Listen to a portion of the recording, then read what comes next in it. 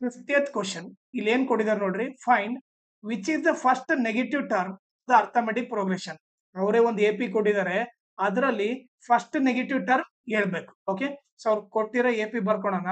25, 20, 15 dash dash dash. So ಇಲ್ಲಿ a value ಏನಾಯ್ತು? 25 ಆಯ್ತು. ಡಿ ವ್ಯಾಲ್ಯೂ ಏನು? A2 minus A1. ಡಿ ಬಂದ್ಬಿಟ್ಟು ಇದೇನಾಗುತ್ತೆ? ಇದು A1, ಇದು A2. ಸೊ A2 ಬಂದ್ಬಿಟ್ಟು 20 ಮೈನಸ್ 25. ಸೊ ಒಂದು ಪ್ಲಸ್ ಮೈನಸ್ ಇದೆ, ಗ್ರೇಟರ್ ನಂಬರ್ ಸೈನ್ ಹಾಕಿ ಸಬ್ಟ್ರಾಕ್ಟ್ ಮಾಡ್ಬೇಕು. 25 20 ಹೋದ್ರೆ 5. ಓಕೆ, ಡಿ ವ್ಯಾಲ್ಯೂ -5 ಅಂತ ಗೊತ್ತಾಯ್ತು. ಓಕೆ, ಸೊ ಈಗ ನಮ್ಗೆ ಏನ್ ಬೇಕು? ಫಸ್ಟ್ ನೆಗೆಟಿವ್ ಟರ್ಮ್ ಬೇಕಿರೋದ್ರಿಂದ ನಾವ್ ಏನಂತ ತಗೋಬೇಕಂದ್ರೆ an is ಲೆಸ್ ದೆನ್ 0 ತಗೋಬೇಕು. ಅಂದ್ರೆ ಲೆಸ್ ದೆನ್ 0 ಅಂದ್ರೆ ನೆಗೆಟಿವ್ ಟರ್ಮ್ ಬೇಕು. ಸೊ an ಫಾರ್ಮ್ ಏನು? a plus n minus 1 into D less than 0 ಅಂತ ತಗೊಂತೀವಿ. ಈಗ a ವ್ಯಾಲ್ಯೂ ಏನು? 25 plus n minus 1 into D value ಏನು? -5 ಲೆಸ್ ದೆನ್ 0.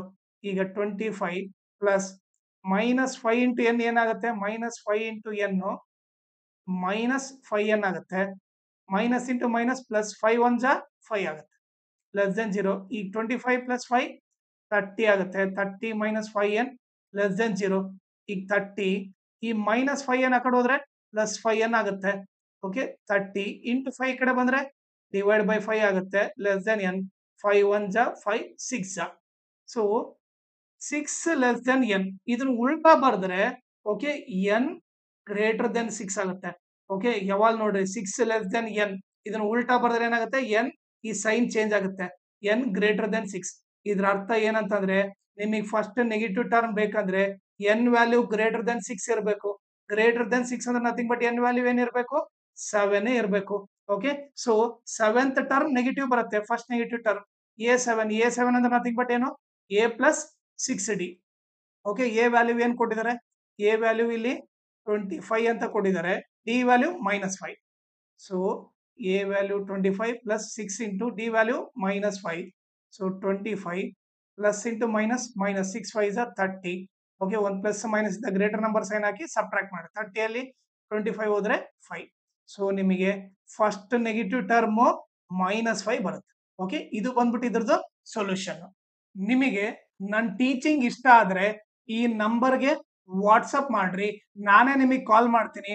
ಆಮೇಲೆ ನಾವು ಗ್ರೂಪ್ ಯಾಕೆ ಕ್ರಿಯೇಟ್ ಮಾಡ್ತಾ ಇದ್ದೀವಿ, ಅದರಿಂದ ಏನೇನು ಅಡ್ವಾಂಟೇಜಸ್, ಆಮೇಲೆ ನಿಮ್ ಸ್ಟಡಿಗೆ ಯಾವ ತರ ಹೆಲ್ಪ್ ಆಗುತ್ತೆ ಅದನ್ನೆಲ್ಲ ನಿಮಗೆ ನೀಟಾಗಿ ಎಕ್ಸ್ಪ್ಲೇನ್ ಮಾಡ್ತೀನಿ.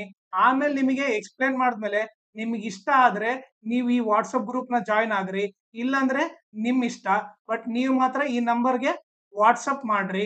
ಓಕೆ, ಸೊ ದಟ್ ನಿಮಗೆ ಡೆಫಿನೆಟ್ಲಿ ಹೆಲ್ಪ್ ಆಗುತ್ತೆ. ಆಮೇಲೆ ನನ್ನ ಚಾನೆಲ್ ನ ಮ್ಯಾಕ್ಸಿಮಮ್ ಶೇರ್ ಮಾಡ್ರಿ, ಸೊ ದಟ್ ಎಕ್ಸಾಮ್ ಟೈಮ್ ಅಲ್ಲಿ ಎಲ್ಲರಿಗೂ ಹೆಲ್ಪ್ ಆಗುತ್ತೆ.